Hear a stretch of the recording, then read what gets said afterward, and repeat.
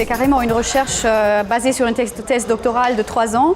Et ensuite de ça est né un livre sous le thème comment je crée, à partir d'un vendeur, un ambassadeur de marque. Pour choisir un bon vendeur, il faut regarder à l'intérieur. Parce que ce n'est pas à la surface que ça se fait. C'est pour ça que j'ai développé des checklists pour identifier les gestuels, les mots, l'attitude du vendeur. Parce qu'il ne faut pas uniquement sélectionner selon les compétences, il faut sélectionner un vendeur d'après son attitude. Parce que dans le luxe, on est au service et surtout, il faut transmettre la flamme qu'on a pour notre marque à notre client final.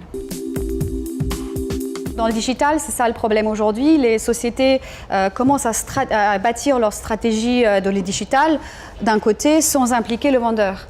Donc aujourd'hui, les vendeurs se sont complètement non informés sur les stratégies parce qu'ils opèrent en boutique tout seul. Or, il est aujourd'hui confronté à un client multicanal qui lui est parfaitement informé dans le luxe. 80% des clients sont informés sur Internet avant de faire leur acte de vente, acte d'achat en boutique. Donc c'est un client surinformé qui arrive à un vendeur qui n'est pas informé sur une stratégie digitale. Et la tablette, par exemple, pourrait être un outil pour accompagner le vendeur, mais d'une bonne manière. Il faut les former là-dessus, pour apporter encore plus de services, plus d'expérience client et plus d'informations. Passer la flamme. Passer la flamme. C'est avec des outils qui ne sont pas uniquement des impressions papier, mais des outils qui apportent l'émotion, qui touchent à tous les sens. C'est des kits de bienvenue parce que ça commence le premier jour après avoir recruté quelqu'un qui commence dans la société, dans la marque.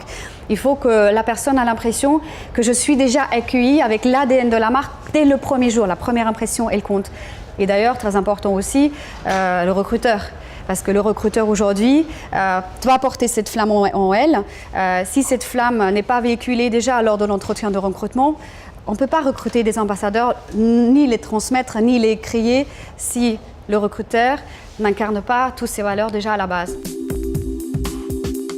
Aujourd'hui, il y a une énorme distorsion entre la réalité du vendeur qui se sent en bas de la cale sur le bateau. C'est une image que j'ai donnée au début de la conférence. C'est le dessin qui est le plus aujourd'hui donné par les vendeurs qui disent on est dans un monde où le top management ne nous regarde pas, va même pas en bas pour aller nous voir. Il a un réel manque de communication et le vendeur apprend souvent les nouveautés de la part du client au lieu de l'apprendre de la part du top management.